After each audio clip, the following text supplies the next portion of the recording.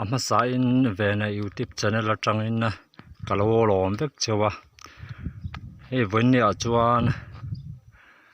mamte wang khupui lam mulo tan voini a hian mamte khuwa ka pian na le ka seile na khuwa kalo tilang don ani hei request na te kha a om boka wang khan ti chuan helai hi veng chak lampang ania ti chuan mamte khu chuak te mun sang sanga in om dara chun te ho po chuan in chung te in hriat theina turin le an in om na te in hriat theina tur khanin kalo soi zel don bokani helai hi soi takang khan veng chak lam ani a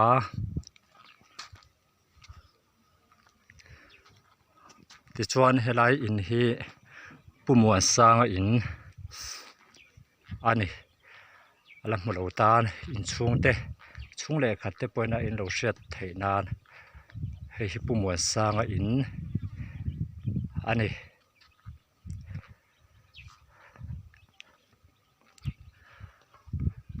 kan kal zelang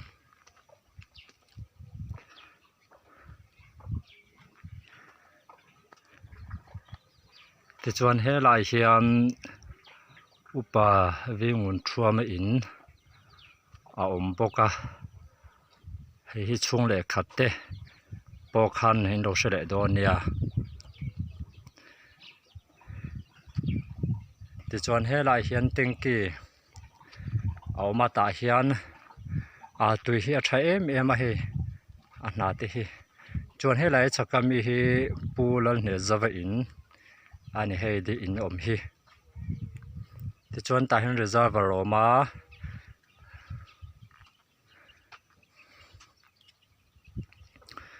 ti chuan helai hi pu an rula rin fela in ani bokani pu lo rin fela in ti chuan heta chaka hian pu eichela lung hnema in a om bokani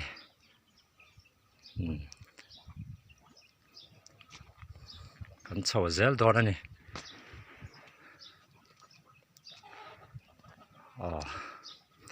mamte khuwa hi in zale somnga bor vel ani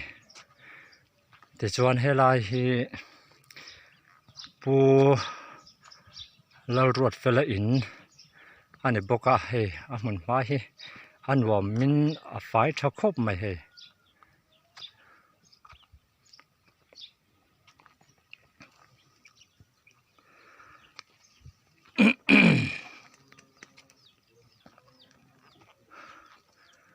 ti chuan he lampang hi soi takang khan veng chak lam kha nia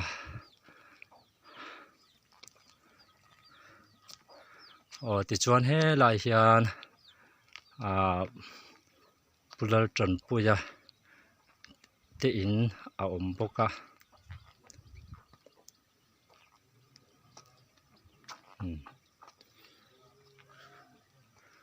pulal tran puya te in ani hi helai hi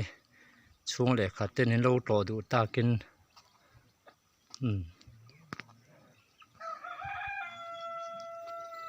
ti chuan helai hi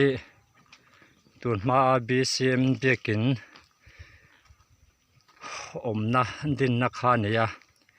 ti chuan helai hi chua sanin a thlanga BCM biakin hi ading to ni helai mun hi chu kan luah to lo ni china kina BCM biakin mamte a omna lai te pawh kan lo tilang zelang khungai takin he ka channel hi min la surprise sak lo ni chuan khungai takin min lo surprise sak zelula min la like sak lo te kan om pawh khan min lo like sak ve zel tur khan kan som du cheu ni chuan khu lampang khu thlan mual lampang ania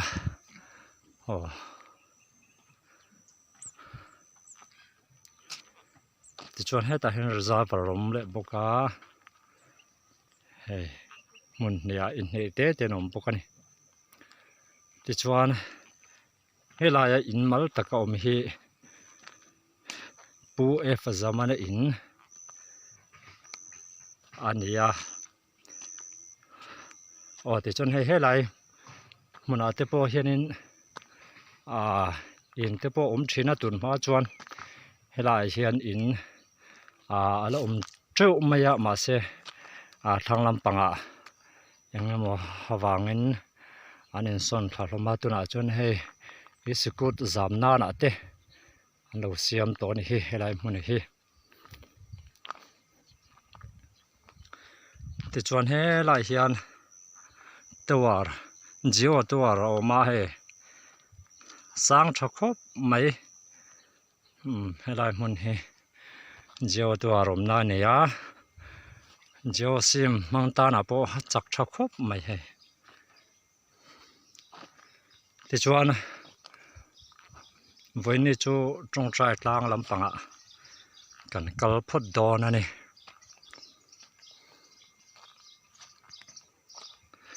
ti chuan soitang khan helai in hi rongbol tu a kawhran nih nen kan soi thlap ngai rongbol tu f zamana in ani chung leh khat te pawina an in awmna in hriat theihna tur khan kan soi duh bawk ani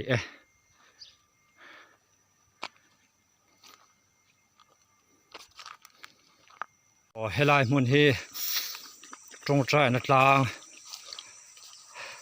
kawng kha nia hei ka chho mek ani tunah hian tawngtai na lama chho dawn ani tawngtai tlang te a lo tih lan ka tuma tin baka tawngtai na tlang atang hian Mizoram tlang sang ber phawngpui tlang te tin khua te pawh a langa lungtian lungpher phalsang te rolbuk te a lang nual mai ni khua pawh mahse hei chhum hi a zin ve do wang hianin chhum zing do wang hian khua hi a lang thei lo deuh mai theia ti chuan helai tang pawh hianin a lang theia a fiah lo deuh mai thei an zoom phei chuan ta tang hian chuan hei a lang reng mai a mahse a in a tak khain hmu thei lo mai thia a lang chen chen hi kan soinga in lo hmu thei lo deuh ni pawh khan mi lo hre thiam mula he lampang hianin tuisum-pui khua a langa tichuan helai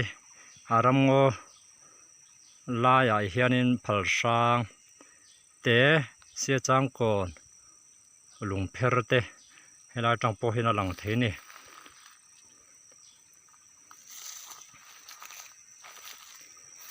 lai hmun hi tawngtai tlang kha nia helai hmunah hian mi tam tak ten pathian pawna hun an neia an tawngtai thin ani tichuan helai hian pathian thu te an inziaka hei ui hian min lo zui ve zel ani Priar Mountain an tia tholai i pathian kawro ti an inziak ani a tha khawp mai tichuan helai hian hei BCM ti an ziaka Baptist Church of Mizoram chuan hemi a tawngtai tlang din kum te pawh kha sang hnih leh sawm ani tichuan helai hian mamte BCM mamte ti ani helai hmun hi tawngtai tlang kha nia hei a kawng a tawngtai tlang a tak kha chul ani lo ani hei a hmun hma hi nuam em mai a helai hmunah hian mi tam tak ten an sual te simin pathian an au thin ani tichuan helai hian hei hem huna tung trai na hian kamit ka le nanga ka beng ka chi ang chronicle pahnih na bung sari chang som panga antia GKP Evangelical Cell GKP Mamte Unit sang hi som ni pakhat tu sang hi som ni pahnih ti an tar ni helai hi ngai om khop mai chairman vice chairman kani kum ani ti chuan he tong trai tlang azol chin kan thling trep to ni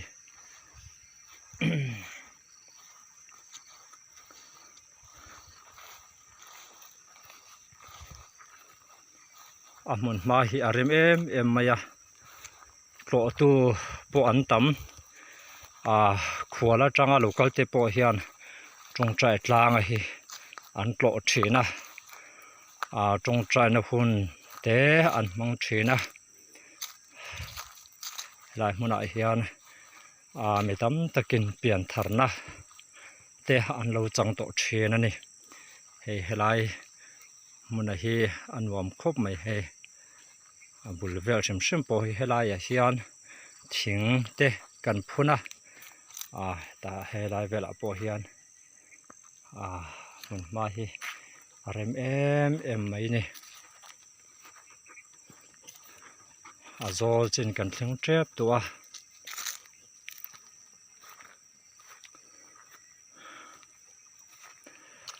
helai tong trai na hmuna hian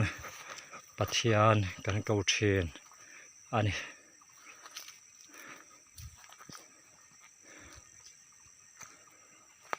azol kan thling do ne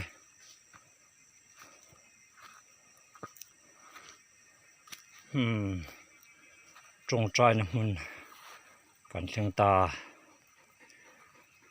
ti chuan helai hian ha chol na nuam em mai hi thut na nuam lu tuk mai kha om ani helai hian hmun kat hmun ni oma ti chuan helai hmun hi cross kha ne helai hmun a po hin thut thleng te la om zel ani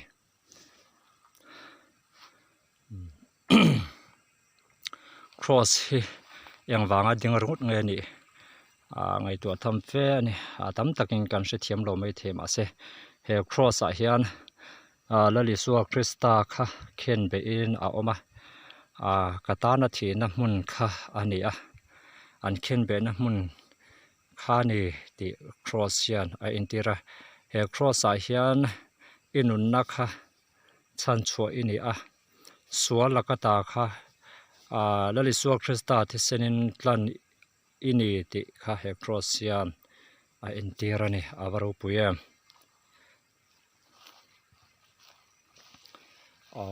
he ta hian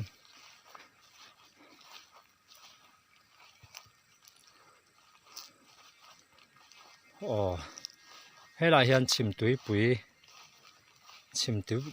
pui kha langa ni chu khu chim tui pui ni ta khuan lo te hian nei thina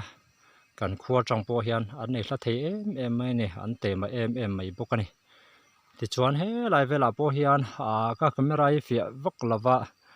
thir tu te po khan mi lo hre thiam mula han zoom don chuan khua chu heta en hian chuan lang renga lung tian khua te langa sangau khua te po langa ni ti chuan helai chhum na sa taka zin na helai tuna thing buk chung zon che hi phong pui tlang Mizoram tlang sang ber phong pui tlang kan ti kha ni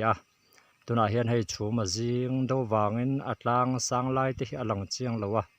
helai hi atlang sang lai ber kha ni phong pui tlang Mizoram phong pui tlang sang ber kha ni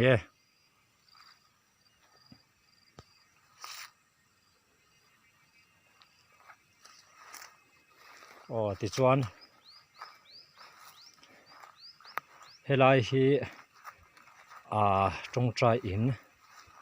ania hei ta te po hian tui bom te oma helai hmuna hian Christmas dawn anga te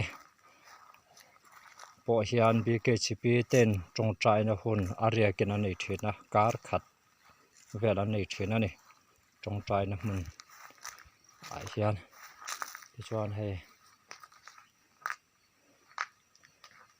lai hian a pathian thu Bible da ani a he ta hianin trong trai turte ami malang po ni sila funeral du ta na le pol ang ta na po trong trai na hun an man don chon he Bible hen keu thina ta hianin mingan ziak thin boka pen le ziak lo te po kha a oma ta chuan trong trai pian te kha mingan ziak thin ani a det ni an trong trai ni nen khan ti chuan he lai hmuna hian trong trai in akha a boka he a thim deuh khup mai helai chu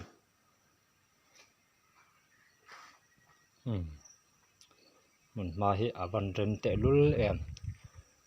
ti chuan khu lai vel khu anuam khop maya he kumtin hin kan sam fai thina tuna chuan tlem lo hnim le do to helai te po hi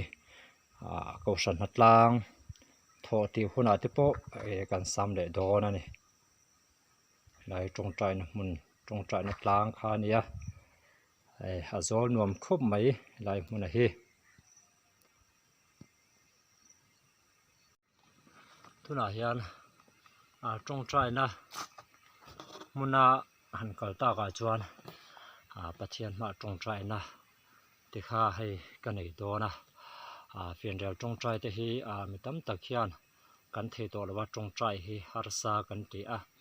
sual hian sa tak hian min be fo thena ni chung ne wang chuan he ka channel mi lo thlir sak tu zong zong te po hian he ka trong trai na ka lo trong trai na tur ka lo da na te po hi engemaw mani lan sar na le chapo na min ngai sak lo tur khan kang en chewa ti chuan he trong trai na hun ka lo man tur a hian nang mani mi lo thlir sak tu zong zong te khan nang mani a hlok na in lo chan thu thina tur khan tia lo ti kha ni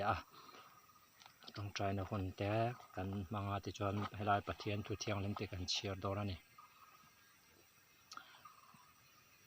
chanchin tha zo hana ziak bung thum chang som paruk thu kan chiar don ani tuna hian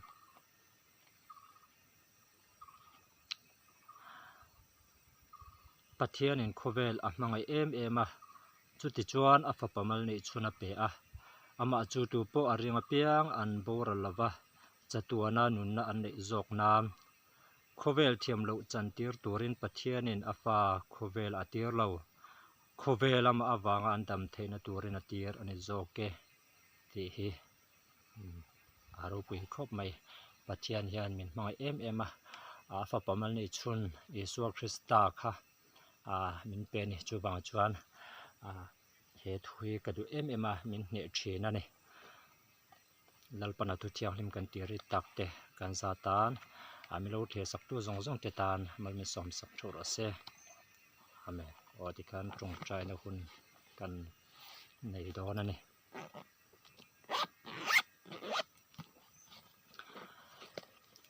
ho lalpa chung number min hmangai em thin tu lalpa voini thleng theilo mi tam tak an oma then khaten mual min liam san to lalpa then khate ero chu in khom na chang te po shelo le lalpa nangma shelovin khovela an tlan san an bo san mek chia ti chung chu lalpa voini thleng adam na tha mi la pe ka van lom tu kan cheni ti chuan lalpa he ke ngai po nangma betheya lalpa helai trong trai na mun ange I mun thiang hlema ange mai ke mi sual mi ting lo le mi chak lo ber mai mi sual ber min shoi thena wang lom thu ka shil bok che ti chuan lalpa voinia hian tharawin min pol har le la lalpa I du lo anga ka na zonga khong tekin min ngai dam le la lalpa kemel kami mal nuna hian lalpa nangmain chakna thar min pela mi ten min soi chithin in lalpa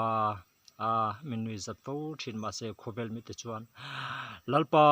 mi hriat kan i chuan katana to ki te hla siam tuina suya khanin lalpa nangma hria lalpa nangma kan nei chuan lalpa kanuna hlim thin chuban chun lalpa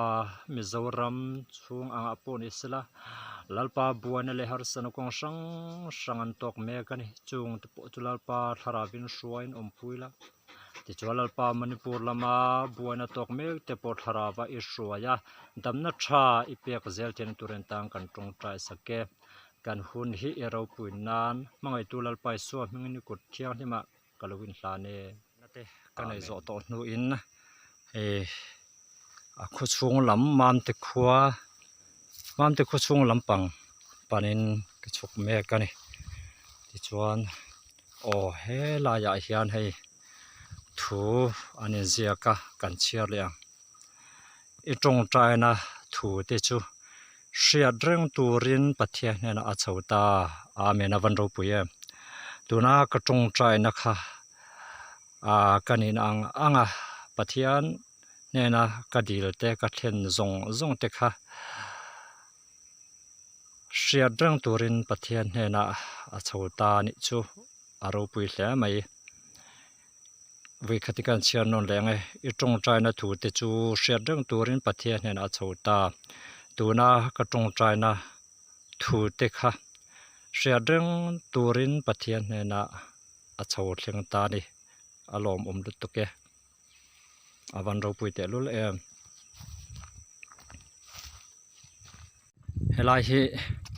tong trai tlang lampang ka chhona lampang kha ne hei tu na hian chuk le mek to ni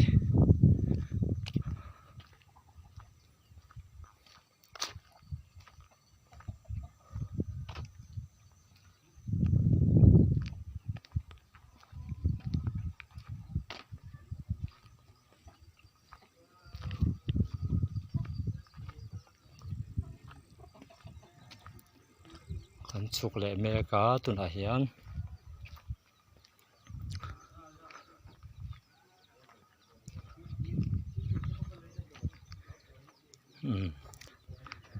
mam te khua lam mulo ta na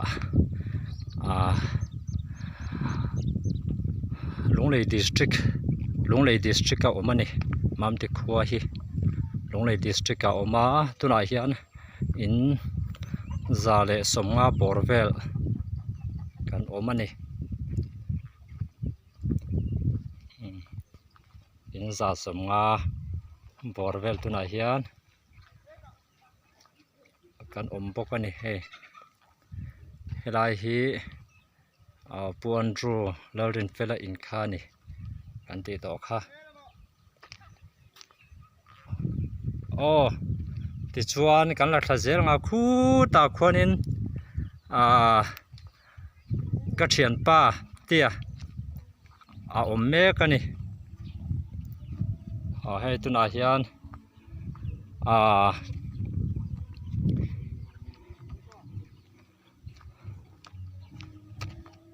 hei kal chaklu tuk chuanin a che hluk don bok sia a kal dim do bok sia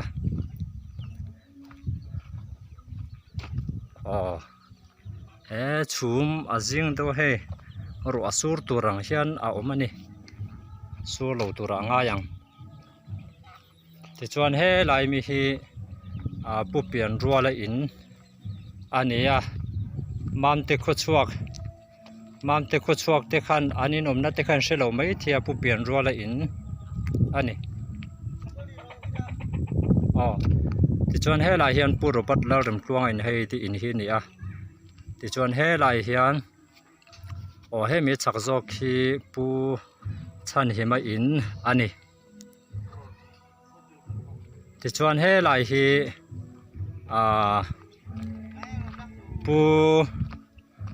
pu zp mate in ania hei an in omna la shilo tan man te kho chuak khwala om te khan an in omna te kha in lo shelo takin ti chuan ku khu lai khwan pu dar tuma in om bokani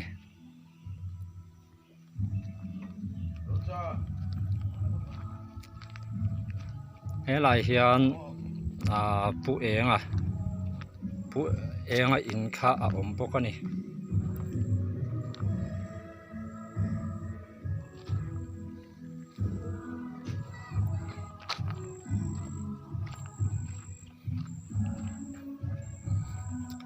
akal chak do hlekem o a en har saim o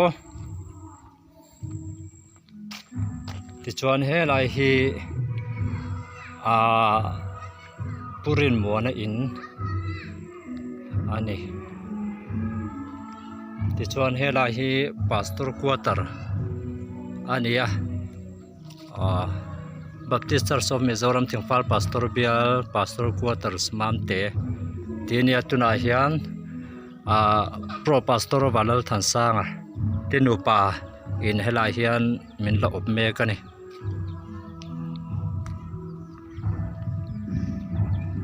tichuan helai hian pulal din puye in a om bokai motor din na hi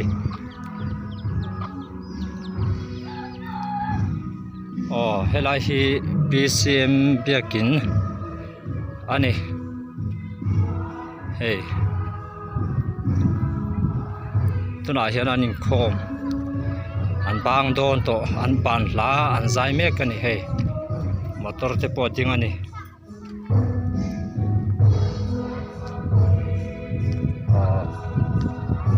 motor adinga helai hi an chol na thin ani chol buk helai hian na panghon om bawk ani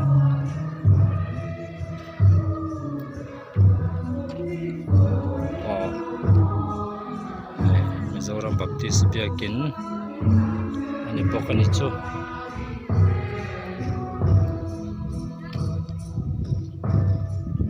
tichuan helai mi hi puza thanga in ani tichuan helai hian puza muana in om bawk ani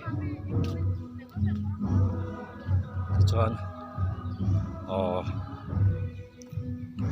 helai hian kan chhup zel dawn ani hei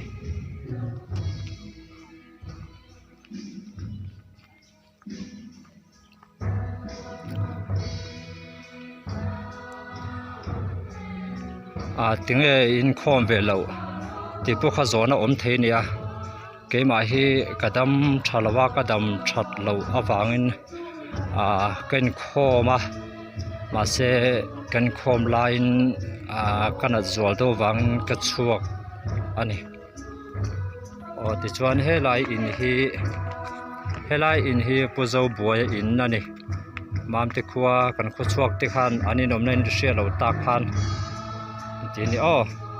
ti chuan helai mi hi puchi thanga in ha ani bawk ani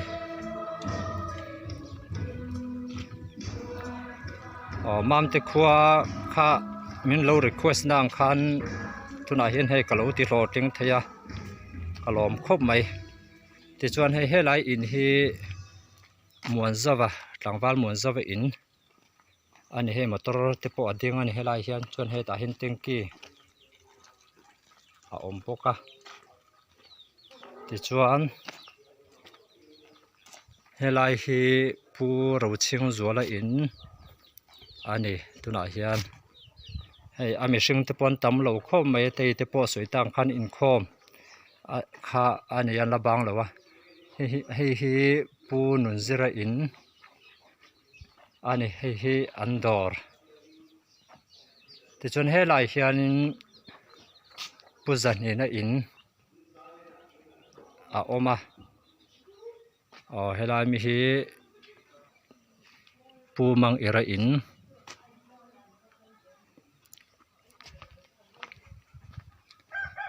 ani bawk ani tichuan helai hi puro mawi in ani tichuan helai mi hi pu zapanata in ani bawk ani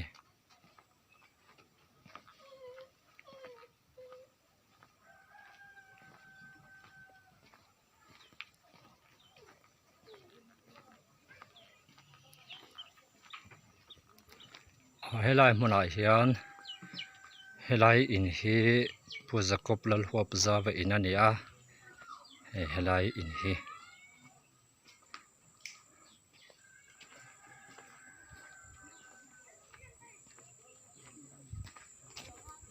tichuan helai in hi alal engzawi in ania dawr a kai bawk ani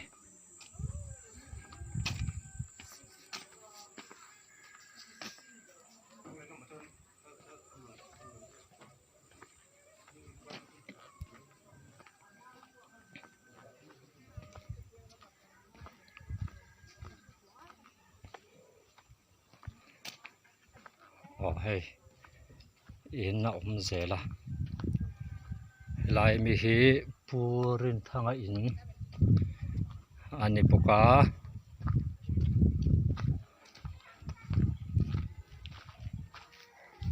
tichuan he lai in hi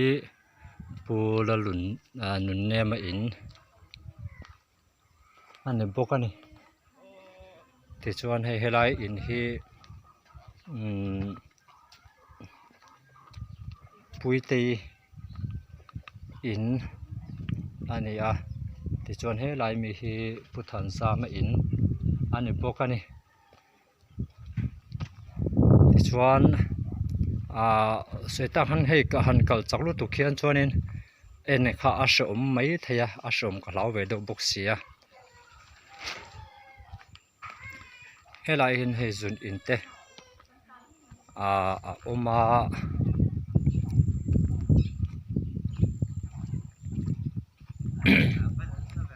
tichuan hei helai in hi pulal ro puya in ania mam te khuchuak te an mani chung te pawh khan ani nom nei lo hriat lo takin kha kan soi zel ni chu request tu mam te khuwa tilang tura min request tu ten oma wang khanin tuna hian hei kalo ti hlo tling ani tichuan he laia he achaka he lai fal dawa in om hi pu sang hlira in ania tuna hian kaushan BCM kaushana secretary ni lai mek ani pokani tichuan helai in om hi puramoya in ani pokani tichuan helai hen feel a oma hulai khuan khu in pahni oma thingkara khuan ku hall ani a pia zok chuan helam pang hi community hall ani ta hian in fiamna kunan bang thina ne ta hian hei helai hi ani poka ma kalau cholama chuan voine hian a zong a hi kala manang em o katia a chan chu hei yang emo ti tur pui mo lu tuk khaka ne ya chon o he lai in hi pulal mo ka in ha ani pok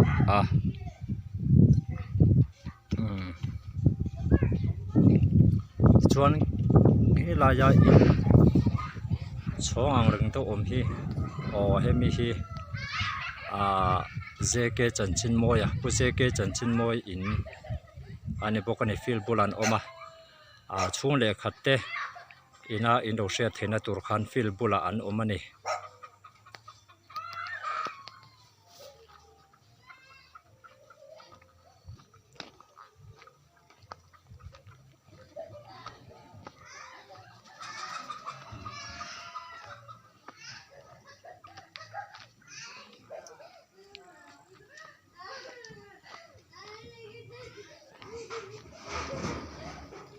hei hi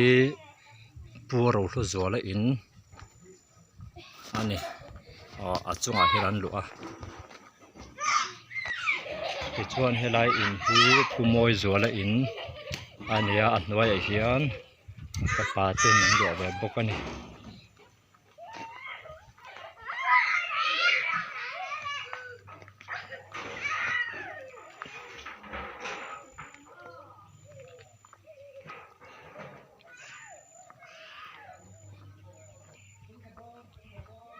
kan lo ti lang zel don ani helai hi veng thang lampang kha ni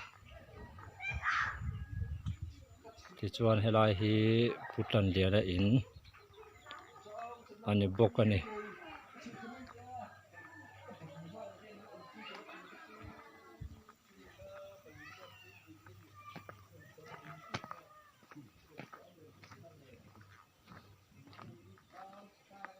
chuan helai in hi pulal ngur a in kha ni a hei sumo pahnih an ding ani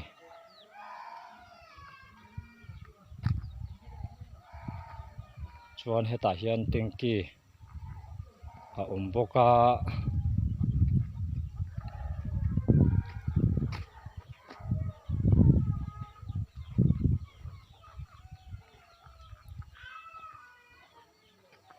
tichuan helai in hi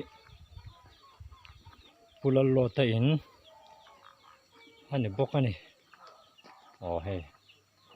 pulal lawta in ani a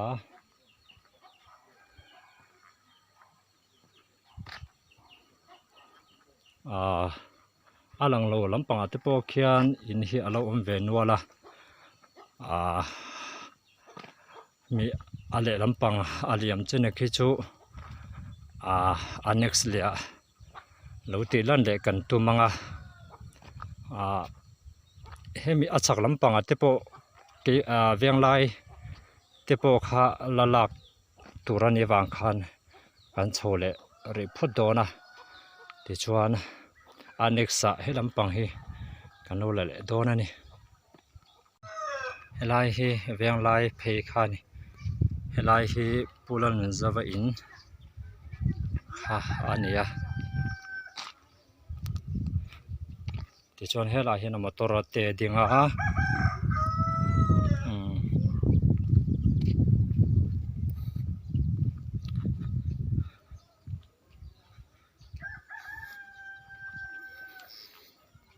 tichuan helai inral kan hmu hi pu zamwana in kha nia hei achakah hian an in luahna zawk chu awm a helai hi an sak thar ania tunah hian an sa ve mek ani hei chhawngin tichuan helai hian pupiang muana in kha awm bawk ani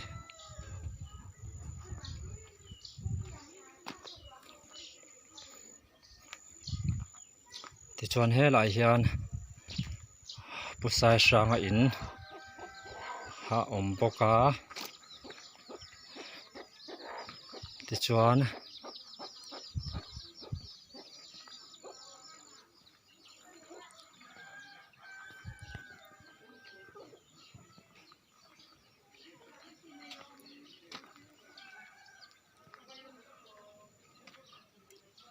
helai hi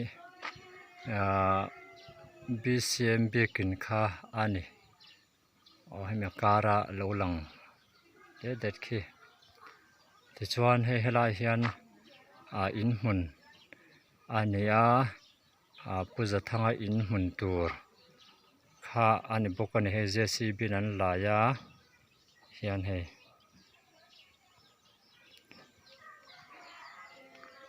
tichuan helai hian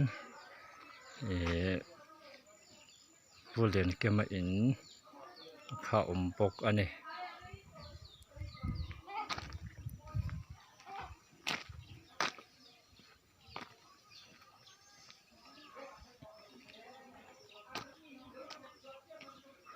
tichuan helai hi pubiak chhuana in kha ani bawk a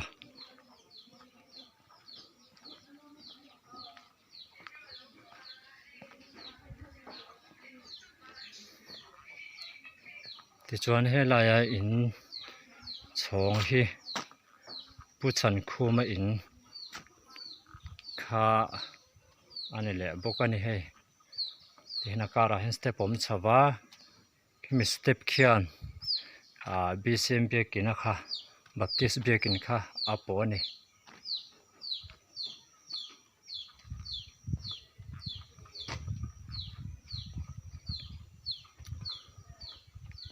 tichuan he laia hian pulian zinga in akha a om le boka hun tira ka suyang khan he ka channel hi mam te khu chua kho po khan in lo en ve theini ta chuan han zin te po kha in lo du le takin an inom na te po la hri lo ten om takin hei hi pulian zinga in kha ni tichuan helai step om chho le a helai hi veng chhak lampang panna kha ni a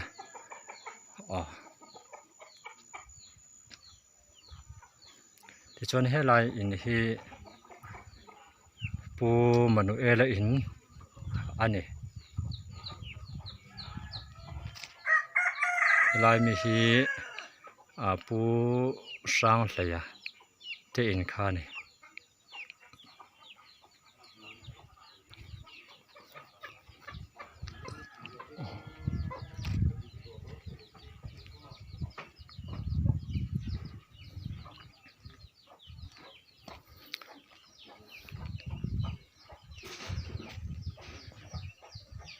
tichuan helai sanga in hi anan zoom do nge hemi in a hi pu David lal ompui in ania ka u chini te in kan upa ber dot tu te in ani tichuan hemi a pia mi hi pu sang luya in ani bokani tichuan helai mi hi rongpol tu zo hlupuya in ani le boka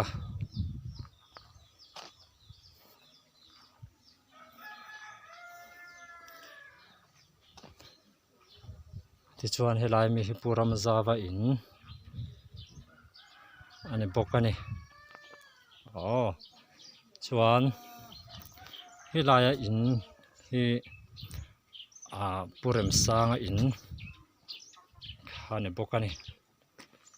tichuan helai in hi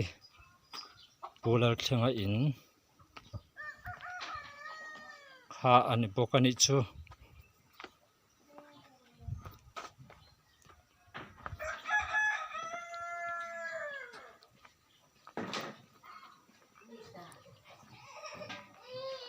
tichuan helai in hi pu biak le na in ania kan upa berte in ka unguni te in ani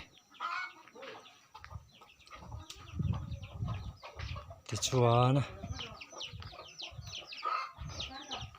kan in lam kan pan to don ani suita kan khan voin ni hi kalakim vek thei lawa thlang lampang te po kha an neksa kan lo ti lang le don ani tichuan helai mi hi pu eng lena in ani bokani purwa za chinga te in kha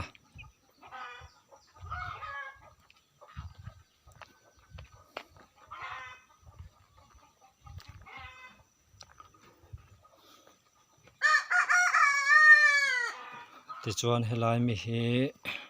purwat moi te in ani ka u chia ani tichuan helai mi hi pu elisa te in ani bokani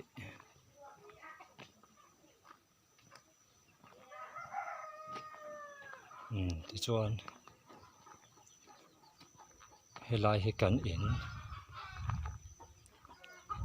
ani bokani he